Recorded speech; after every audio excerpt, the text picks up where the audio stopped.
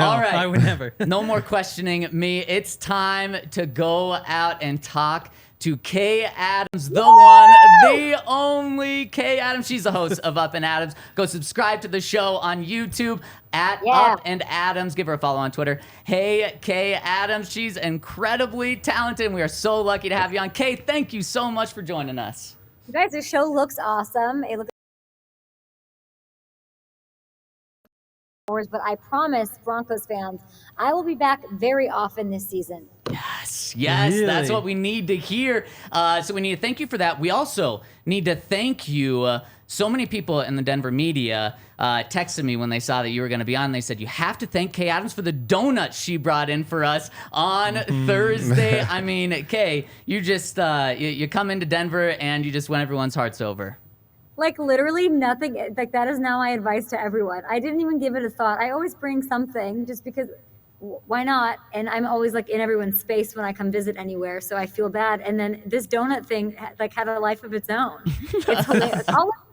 All it takes to like win over guys who work in sports media, like that's how bad we all have it. The young women, the men, like just give some donuts, and it's as if you like gave them a private jet. Like that is like what the life is, because everyone's just, we just want to be fed. It's 190 degrees out there. We're working our tails off. That's all it takes, a little Krispy Kreme vibe. Voodoo donuts, by the way, delicious. Oh yes, Voodoo they is are so good. so good. When They're I saw so those good. pink boxes in there, I was like, yes. And then I waited, and there were none left. So I'm going to have you come back and bring more Voodoo Donuts for me. But, Kay, you mentioned that you have been all around the country these past 2 or 3 weeks, stopping at nearly every single training camp. I got to start here. Where in the world is Kay Adams today? I am in Los Angeles, where we had like a hurricane and an earthquake. Oh, They gosh. made a baby, and it turned into like Armageddon here, but that's okay. We are all okay, I hope, in LA, at least everyone I know. So I'm back here. I visited Chargers camp before I went out to Broncos camp, but I'm done with the tour. I'm just ready for action. And you guys had plenty of it with Denver this weekend. Oh my gosh, yes, we did. And I mean, speaking of the action, Kay, you came in here and you probably had more access than anyone in Denver has had since Sean Payton took over. You talked to Sean Payton, you talked to Russell Wilson, you talked to Courtland Sutton, you talked to Jerry Jeudy, and then you also got information that people in Denver have been dying for. You got that Russ has lost 15 pounds. You also got Sean Payton to wear the Gilligan hat, sunglasses, while doing an interview sitting on the sideline. I mean, incredible. So I have to ask you, with all of that, what was your number one takeaway? What was the number one thing that surprised you? What did you come away from being in Denver and thought, wow? Well, I was not wowed at all by Coach Sean Payton, because I tracked his career for a long time. I think he is, half pirate, half wizard, half maniac, half completely obsessed with the passion of the game that he missed over the year. So I knew the culture change was going to be soup to nuts. He is the most controlling. Everything matters. Every decision matters when it comes to Coach Payton. So I was not surprised by that at all, because that's what I saw, and I would hear about him when he was with New Orleans for so many years successfully. But I think that not the surprise, but what I loved seeing was a bit of a familial atmosphere at camp. And I really liked hearing from Jerry Jeudy and Courtland Sutton about their quarterback, their reverence for him, their sort of bond with him on and off the field. Like, they're hanging out. People think that maybe Russell's a little bit untouchable, and that certainly isn't the case. There's camaraderie, there's relationships that go within the families, the wives, all of that. Like, that's stuff that I pay attention to, because that very much matters, and asking them about each other and what that wide receiver room looks like. But I think, like, when it comes to the X's and O's, it's going to be totally Sean Payton catering to his quarterback and what it's going to take to get the best out of him. I think they both have pedigree. They're both well paid. They're both made men. So I think that actually is going to be what makes their relationship work. Because otherwise, you have a bit of like, Russell, who's very wholesome, versus Sean, who's not. So I was curious how that relationship would work, but it seems like it's going really well, and we're seeing it on the field already. Definitely. Last year the Broncos had a bunch of primetime games, especially early in the season. They were all pretty gross games, though. I think like the 49ers game was 11-10 or something like that. From an outside perspective, are you sick of seeing the Broncos after last season? Or are you actually excited to get a chance to see what happens this year, whether there's some sort of like comeback story? Oh my gosh, how can you be sick of it? It's the I think Yes. it's one of the better headlines and storylines of the season. I don't want people to talk about Denver though. I don't. Last year, I think that's what Coach Payton was trying to say in some of the comments that were whatever they were. I don't want to even talk about them, but just sort of like this winning the offseason doesn't really matter, right? Like winning, like having the storyline, the hot, flashy quarterback, the pick, all of that, like none of it matters. And this team has now had an opportunity, I think, to sort of put their heads down. Just, I was asked by another media outlet, like, well, like Russell Wilson, he's always in the headlines for like these things. Like, well, when's the last time like Russell Wilson was in the headlines for something that was being misconstrued or some marketing thing or some whatever or some, it's been not since Sean Payton's been there. No, it is like, let's grind, let's work on our stuff. I got the opportunity after practice, after I talked to them, to sort of walk around the facility a little bit, ran into Patrick Surtain, who a lot of people know and say is the best player on that team, somebody that's obviously leads by example. He's got pedigree, he's got it all, the talent. And just the way that this team is meshing, just the way that it is culturally, is going to take them already a long way. So I'm really excited. Like this team can go from, bottoms to the tops pretty quickly. I know it's a tough division. I know that this team has not beaten the Chiefs since 2015. I know the affinity, Man. the love, the admiration Coach Sean Payton has for Patrick Mahomes and company is huge. He wanted to draft him. Drew Brees was in the building and he said, I think we should take this Patrick Mahomes guy. And then he couldn't. So he knows what he's all about. And it's going to be a gauntlet, but it's a fight that they're willing to put in. There's a couple questions. I'm not trying to say it's going to be beautiful, but it's not all on offense. It's what's Vance Joseph. What are you going to do with that defense? Like, do we have the pass rushers that are going to attack these AFC West quarterbacks? That's what I'm looking for. Is it Randy Gregory? Is it Frank Clark? Question mark. I don't know. Yeah, I mean, that's great. I think that it's going to be an interesting season for the Broncos overall. I know that we talked about you traveling really all across the country, visiting other teams. What is something that's unique to the Broncos that you're excited about for this season? You have a coach who had a year off, and I asked him about it, and that's unique in and of itself. And as much as he wants to say, I'm not sweating the big stuff, and I think he missed football every time that he put on a suit and went to Fox. This is me saying it, not him. I think he went. I think he had a great time, but there's no way that was like fulfilling to him. He has mulled over, thought about it. He had all of the options ahead of him on the table. Where do I want to go coach? Where do I want to take my talents? He chose this Broncos organization. He chose it because of the leadership there, because of the ownership group, because of the history. I talked to Coach a lot this past visit about what this team is. This team is no, newfangled like a Bengal squad, even or Chargers squad. All 32 teams are excited. Like, no, we're waiting for a return to what we know this team can be. It's similar, sort of like the vibe of the Niners. Like, there's pedigree, there are banners, there are 8 like conference championships hanging in that indoor facility. Like, Coach likes that. Coach buys into that. The banners of all the players, the Atwaters, the Peyton Mannings, the Shannon Sharps, all of it.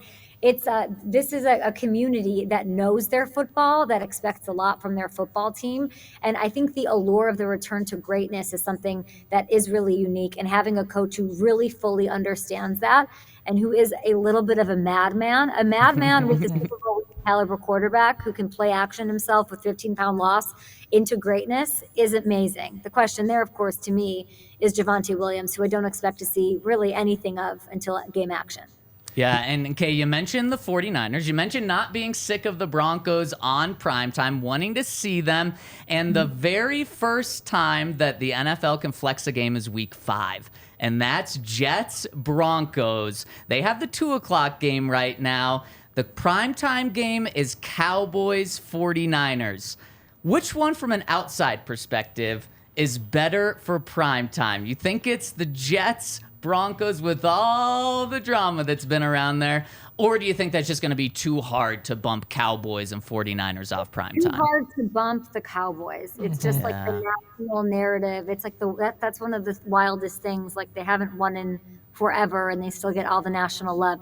That will be a very hard. Listen, I worked for the NFL for 6 years, and I promise you, it's like, where can we put the Cowboys in the show? Like, where can we? It rates they are America's team, even if you don't like it. So I think that'll be a really tough task. It'll be so interesting to see, though, if the Broncos come out to a hot start, what that will look like. If you have two teams that look really good, that might change things. I will say the Jets, their hardest part of their entire gauntlet schedule is those first couple weeks where they're taking on Mahomes on a Sunday nighter. Then they have you before. I mean, they open up their season with some rough games. Yeah. So if they're flailing, if they're losing, I don't see that being a game that has a chance to be flexed. That's fair. And I think you said it, Cowboys are just going to be too hard to take off. Definitely. Our guy Jimmy Palmtrees comes through here like every other week or so. Yeah, and he's on the show. So I was just wondering if you have any Let's tell him he's fired. Like, it's now my time. Oh, okay. Yeah, I like that. Do you have like any dirt, any stories or anything that we can like hold against him? I came to camp this past time, and it was the one day he didn't show up. So of course, we have a grudge against him. I don't know what that is, but he said that it wasn't his assignment. Jimmy Palmtrees, let's see. No, he's like a great hang. There are very few people work-wise that can get me out on like a school night. He'd moonlight on Good Morning Football, and it was like, yeah, we're going to town. Like, yeah, we're going out. Like, what? He's just a good hang in that way. So I would maybe say, gosh, I don't know. I would make fun of his haircut quite a bit. Okay. On the air though, but I would, it was always perfectly, like, I don't know what he was putting in that thing, but it was not moving in, like in Hurricane Hillary, it would have been fine. He likes to have a good time, but man, I can't say anything negative about old Jimmy Palmtrees. I miss him. Yeah. We're gonna have you on next time he's on with us. And Kay, before we get you out of here, I feel like it wouldn't have been fair to have you on the show without playing a little game. So we're gonna play a game called OK. And the way this goes is I'm gonna read you some statements, some questions, and if you do think it's going to happen, that's probably good for the Broncos. And K is good, so you're going to say K. If you don't think it's going to happen, you're going to say, oh, probably not good for the Broncos. So here we go, a little game of OK. The Broncos will beat the Jets in Week 5 and prove Sean Payton right. The Broncos, okay. Let's go. I think the Jets are going to need a little bit of time to gel, a little bit more time. I'm going to give it to the Broncos, especially with where the game is. Boom. Love it. The Broncos will end their 15-game losing streak to the Chiefs at some point this year. They will win one of two. Boom. There's a coach who would sweep the floor with Tom Brady twice a year, okay, with the Saints. So I think that we can get one win over Patrick. Boom. Russell Wilson will return to the Pro Bowl this year. Well, I don't count things in Pro Bowls. I think he'll return to form. I will say that. I don't know about Pro Bowls. I don't dabble in that world, but he will be Pro Bowl form. I will say that. Do you dabble in 1,000-yard seasons with Jerry Jeudy? Do you think he'll get 1,000 yards? You just got to stay healthy. Yeah. I talked to him, and it was almost like the vibe I was getting was like, no, Kay, you don't understand. I'm such a good route runner that my ankles keep getting hurt. Like, I'm so crispy. That's why it keeps happening. Like, that's the vibe I was getting. Coach was really positive. So was Russell Wilson on both of them. I'm going to give Courtland Sutton the better year over Jerry Jeudy, based off what I'm hearing about Courtland's work ethic and what he wants out of this experience and what he knows he has in front of him with Sean. Yeah, and I think Courtland, the day you were out of camp, had a really good day, and he's been showing that. Okay, just a couple more. The Broncos will make the playoffs this year. Oh, man. That's a tough one. She didn't say okay. I don't rule it out, but the Chargers look really great. It's gonna Staley versus Sean Payton. Who you got? That's it. But I'm telling you, Justin Herbert might be my MVP choice of the year. Oh my God! I shouldn't have asked that one, Kay. I shouldn't have asked that one. And he's so good and so underrated. I'm not saying he's gonna be, but he's healthy. They're gonna be good. Yeah, it's true. Okay, last one here. Sean Payton will win a Super Bowl at some point in his time in Denver. I was thinking about how long is he going to be in Denver? Like, is he liking it? I was trying to sort of not ask him, but gauge what he likes it there, guys. He's liking Denver. He likes it. You can tell he'll be there for a while. So I'm going to say that madman, if everyone can stay healthy, absolutely has the potential to do it. Yeah, why Boom. not? You have to think that way. Why not? Boom. I love it. And Kay, you mentioned that you're going to be out here in Denver again. So the final one, I guess, is Kay Adams will come to Denver again this year and will come to our studio and do a little live show with us. Where's the studio? In what, downtown Denver, pretty Yeah. much? Yeah. We actually, speaking of Jimmy Palm Trees going out, we have a bar right under us. We are partnering with the bar. We've got a bar here. So, I mean, we could turn it into a fun night. Jimmy Palm Trees is out. Like He's out. somebody said, Kay's already firing people. She fits right in. Yes, he's Jimmy true. Palm Trees. I love ya. You know, you're too busy. By the way, like you don't just cover that. You cover all the teams in that division. Like it's just weird. Like we just need a little fresh page, and that's me. Okay, I fired Jimmy. Tyson K. He's out. I'm in. And I does Jimmy buy the drinks? Oh, Oh, wow. We'll make him. Yeah, Yeah. of course. Know what I'm saying? I'll buy the drinks. Oh, my goodness. Yes, yeah, I guess Jimmy actually doesn't buy him. Probably trying to get you guys to like buy him a wine cooler. I won't do that. To you. Oh my gosh, Kay, you are the best. Thank you so much for being on. Awesome insight. And everyone, make sure to go follow her on Twitter at Hey Kay Adams and subscribe to her YouTube channel, Up and Adams Show. Kay, thank you so much. We've got Gronk, we've got Nick Foles on. I think we have Calais Campbell on this week. So it's a nice look at the NFL, really heavily interview based. I want to give you guys the best information, and it comes straight from the players and coaches' mouths. So thank you guys for the time. Congrats on the show and the success, and I'll see you guys soon. Sorry. Right Jake. on. Thank you so much, Kay. And I mean, she's had so much great information from Pat Surtain, Jerry Jeudy, Sean Payton. I mean, not just from last week. She's had all of those people on her show as exclusive interviews just over the last few months. So definitely make sure to go to Up and Adams Show on YouTube.